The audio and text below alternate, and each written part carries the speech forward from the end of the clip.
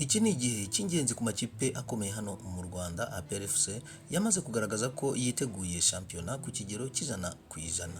Ikipe yuzuye, imyitozo yarayikoze, abakinnyi bose barahari, batsinze Igasogi ibitego 4-1 mu mukino wa mbere wa pre-season.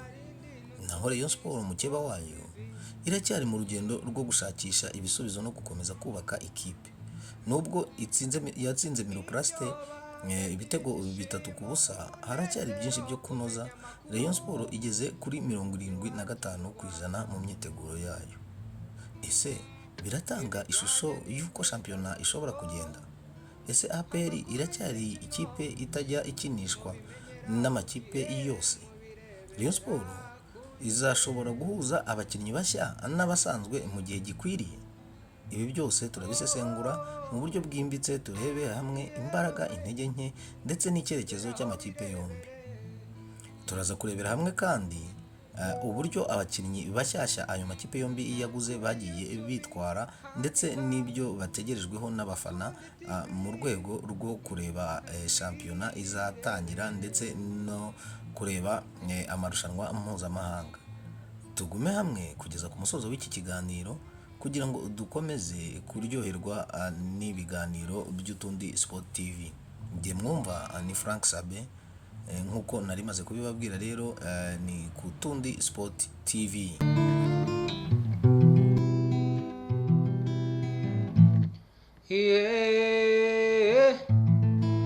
Namenye ibanga mbabwira narindi n'utundi.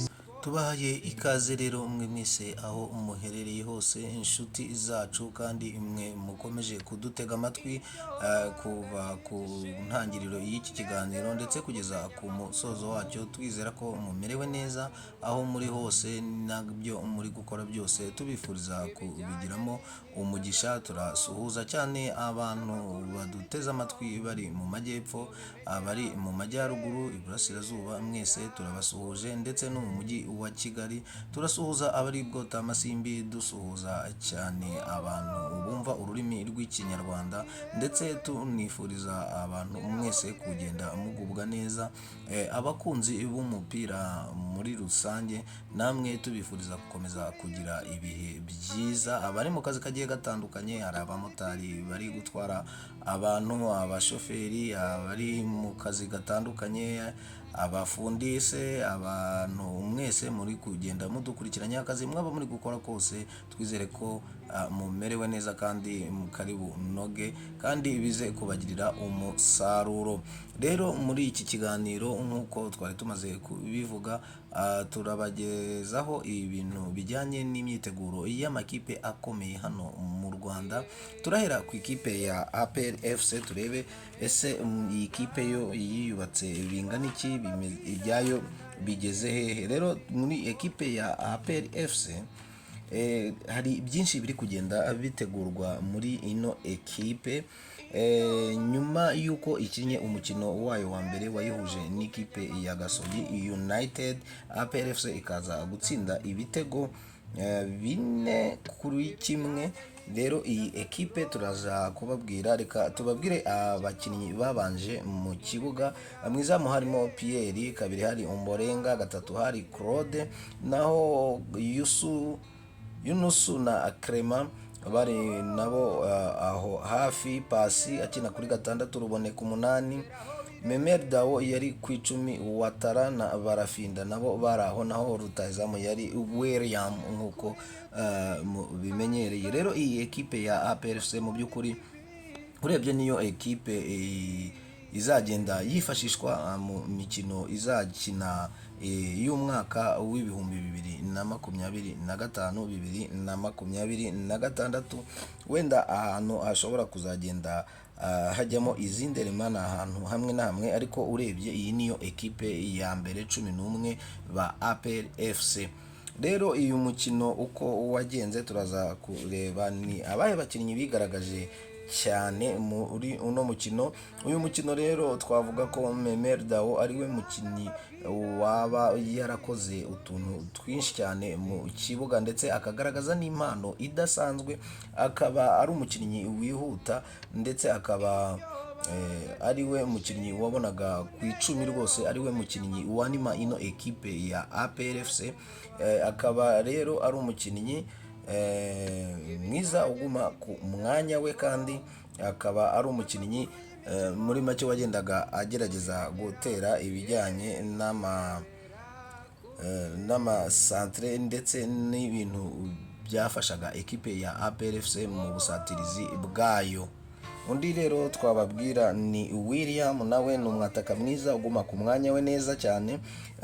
Benshi mwibuka umukinnyi Jimmy Gatete uko yakinaga bamwitaga maneko ku izamu, yabaga ari maneko ku buryo umupira wari wose ucaracara ku izamu areba urushundura nta kuzuyaza.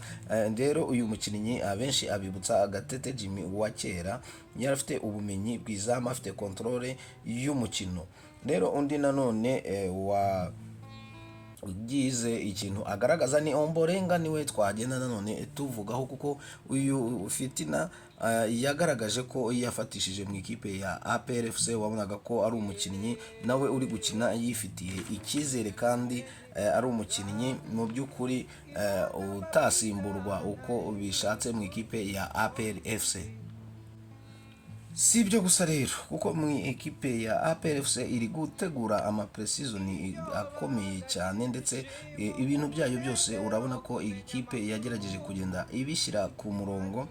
Muri APRFC rero nyuma yo gukina uyu mukino wa mbere yakinnye n'ikipe ya Gasogi, ubu noneho yerekeje amaso mu gihugu cya Tanzania, aho ishaka kuzakina n'ikipe ya Simba. Rero nayo ikaba ari ikipe ya hariya muri Tanzania. Bakaba baramaze kumvikana 50-50 ku bijyanye n'amikoro cyangwa se ibyo ekipe izasabwa kugira ngo ize guhangana n'indi muri pre-season. Kandi ikindi wamenye nuko ikipe ya APRFC kugeza magingo aya ngaya izakina na Kaizer Chiefs yo muri Afrika y'Epfo, nayo iyo n'indi pre-season nayo bari kwitegura mbere yuko bazakina umukino wa Super Coupe. Naho muri iyi minsi iyi ekipe urabona ko iyo iri kugenda ishakisha match nyinshi, kuko yarangije kwiyubaka. nk'uko twabivuze tugitangira ikiganiro, twavuze ko iyo yarangije kwiyubaka 100%. rero igisigaye ni uguhuza abakinnyi, umukino ndetse na systeme y'umutoza nawe azaba ashaka ko ikipe ye izajya ikina. Rero akaba bari kwitegura bakaza kuzakina n'ikipe y'Intare, hanyuma agakurikiraho ikipe ya Gorilla. Bikaza nabyo kuba ari ibintu bigenda bifasha ino ekipe kugenda yitwara neza, ndetse inahuza abakinnyi n'umukino muri rusange. Nibyo rero twaba tuvuze ku ikipe ya APRFC. naho mu kanya turaje tuterere ijisho ku ikipe ya Rayon Sport, nayo yaje kuba ikina n'ikipe ya Miroplast, turebeho byari bimeze gute. Turi rero ku ikipe ya Rayon Sport, twababwira ko iyi ekipe mu by'ukuri yamaze kwiyubaka nko ku kigero cya 75%, aho tuvuga ko hari abakinnyi bamwe na bamwe bataraza, harimo baforunganye batarahagera ngo birebe ko mu myitozo bizaba bimeze. Usibye ko uyu forunganye n'ubundi biteganywa ko azaba atarakira neza. Rero tukazaba tubona hifashishwa ba Abedina ba nuriya rutayizamu uwundi mushya Rayon Sport yaguze. Rero ukumva ko ari ikibazo kikiri kirekire mu ikipe ya Rayon Sport, kubera ko abakinnyi bose ntibahari.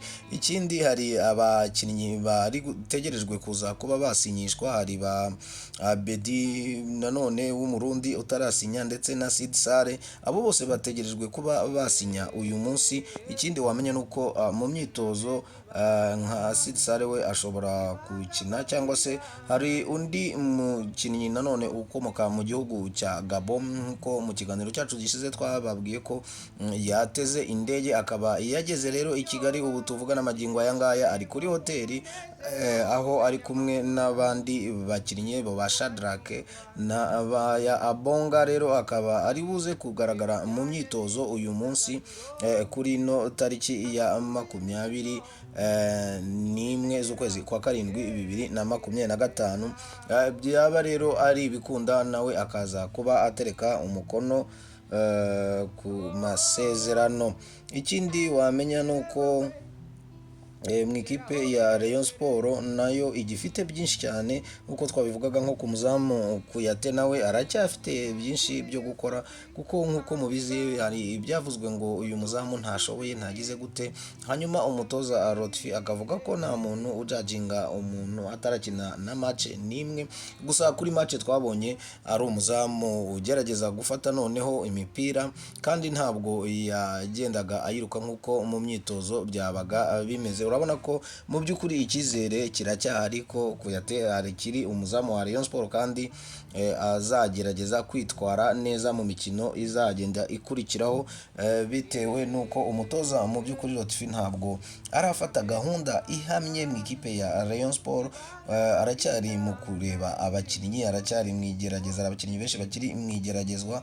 Rero nk'uko biteganywa n'iyi ekipe ya Rayon Sport, urabona ko uyu munsi turi ku ya mbere, ndetse ku wa mbere, ku wa kabiri, ku wa gatatu abakinnyi bose bazaba bamaze kuhagera, noneho atangire imyitozo ye yuzuye, apana ibingibi byo gukomeza gukora imyitozo arimo agerageza abakinnyi ndetse areba n'abandi basinyishwa. Noneho bizagaragara ko atangiye kwinjiza mu bakinnyi be sisiteme ye isanzwe, cyangwa se akaba yahindura bitewe n'uko azabona abakinnyi afite azagenda ayifashisha. Gusa rero muri iyi ekipe ya Rayon Sport si ibyo twavugamo byonyine, kuko hari byinshi biri kugenda byibazwaho, ukavuga uti se mu bakinnyi kugeza amagingo aya ngaya bahari, ukurikije imyanya bakina, ukurikije uko bagenda bakina, ukabona ko umutoza Lotfi we akunda gukinisha mu mikinire ye akina 3-5-2. Rero ugasanga muri abo bakinnyi be ntago byapfa kumukundira, wenda ukavuga uti azakinisha wenda abakinnyi 3 n'ubundi 4, 1, 2, bitewe n'uko abakinnyi afite hagati bagiye bameze. Hari nk'umukinnyi Cheri ndetse ubusa n'uhanganiye umwanya n'umuhungu tutazi neza nimba yararangije gusinyira ekipe ya Rayon Sport, w'umukongomani wa undi bakuye mu myitozo hariya kuri tapi bakinaga imikino. Rero bikaba ari byo bituma bavuga ko iyo systeme yahinduka nyine ikaza kuri 3-4-1-2. Ngibyo rero ibyo umutoza Lotfi ashobora kuzakora. Ikindi wagenda umenya kuri ino ekipe ya Rayon Sport ni bijyanye no kuba muri iyi minsi iri kuvuga iti natwe reka turwane n'igihe, tubashe gufata ekipe tuyishyire hamwe, natwe dufate 11 babanzamo, turebe n'abasimbura beza, hanyuma Lotfi akomeze ashyire ekipe yayo ku murongo. Nguko rero ibiri kugenda bivugwa magingo aya ngaya ku makipe yombi, dukurikije imikino yagiye iba ya pre-season, aho ikipe ya Rayon Sport ariyo yabanje kuwa gatandatu igatsinda ibitego 3-0, n'ibyo 3 bikaba byarabonetse mu gice cya kabiri, aho yagiye ahindurira abakinnyi. Ikindi rero wamenya nuko mu bijyanye no kwitegura iyi mikino, Rayon Sport iri gushakisha uburyo nayo ifunga isoko ry'igura n'igurisha bitarenze ku munsi w'ejo. Tuzaba twararangije kumenya abakinnyi bose iyi ekipe izakoresha umwaka utaha w'ibihumbi 2025 2026. Bakunzi bacu rero, ntabwo nasoza iki kiganiro ntababwiye ko ndi kujya mbategurira kubakorera live kugira ngo tujye dukora ibiganiro hamwe namwe, tuganire turebe se mu by'ukuri muri iki cyumweru twavuze iki. Rero ikiganiro kiri live turazatangira gukora icya mbere hano ku Tundi Sport TV ku munsi w'ejo ku wa kabiri amasaha y'isa 10 z'umugoroba. Turuganire tugenda tuvuga ibyo twabonye ndetse za entraînement z'amakipe yanyu mwihebeye, tugende tugira byinshi tuvugaho, tuganira muri rusange nk'umuryango mugari w'Utundi Sport TV. Rero ndabararikira icyo kiganiro kizajya kiba saa 10 live, kugira ngo muze mukigiramo uruhare, kandi namwe mukirarikire abandi kugira ngo tuzabashe kugenda dufatanya mu kubaka uno muryango umugari. Ikindi nabibutsa rero nabashimiraga mwe mwese mwakoze subscribe, abatarayikora namwe turizera ko muzakomeza kugenda mukandaho, kandi n'inkunga yanyu ikomeye muba muri kudutera bitwongerera imbaraga ndetse bikaduha n'icyizere cyo gukomeza gukora cyane kugira ngo tujye tubagezaho amakuru agiye agezweho muri ruhago nyarwanda. Ikindi rero mwamenya nuko nitumara kugera ku bishimishije tuzagenda dutera intambwe tugere no muri Afurika, tuzagere nubwo tuvuga amakipe y'i Burayi ndetse na za shampiyona z'i Burayi zitandukanye, nazo tuzafata umwanya tujye tuziganiraho kugira ngo ikiganiro cyacu kibe urubuga rw'imikino rwuzuye, rutari lokale ahubwo ruzabe ari mpuzamahanga. Mwakoze rero kuba muri babanye natwe kugeza ku musozo w'iki kiganiro, murabo gushimirwa, muraba agaciro. Imana ikomeze ibarinde kandi ibahe umugisha hamwe natwe, amen. yewe we geraho birebere